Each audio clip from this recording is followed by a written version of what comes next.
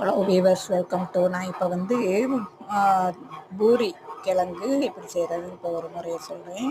கொஞ்சம் பொரிகளில் ஜீரகம், சோம்பு, கொஞ்சம் 2 பூண்டு, மஞ்சத்தூளை போட்டு மிக்சியில் வலுவலுன்னு அரைச்சி எடுத்து வச்சுக்கிட்டு, வெங்காயம், பச்சை மிளகா, கடுகு, உளுந்தம்பருப்பு, கருவேப்பிலை, சின்ன பட்டையை போட்டு நல்லா வதக்கிட்டு, அதுக்கப்புறம் நம்ம இந்த அரைச்சி வச்சுருக்கோம்ல அந்த இதை வந்து தண்ணி ஊற்றி அளவான தண்ணி ஊற்றி கலக்கி ஊற்றிட்டு, அப்புறம் உருளைக்கிழங்கு வேக வச்சு எடுத்துருக்கோம்ல அதையும் மசித்து அப்படியே அதை போட்டு கொஞ்ச நேரம் நல்லா கொதிக்க காய விடணும். காய விட்டு அதுக்கப்புறம் வந்து மல்லித்தலையை போட்டு அதுக்கப்புறம் கொஞ்சம் நேரம் சிம்மிலேயே வச்சு காயவும் இறக்கி வச்சு சப்பாத்தி பூரிக்கு சாப்பிட்டோம்னா மிகவும் ருசியாக இருக்குது. இது மாதிரி நீங்களும் செஞ்சு பாருங்கள் வியூவர்ஸ்.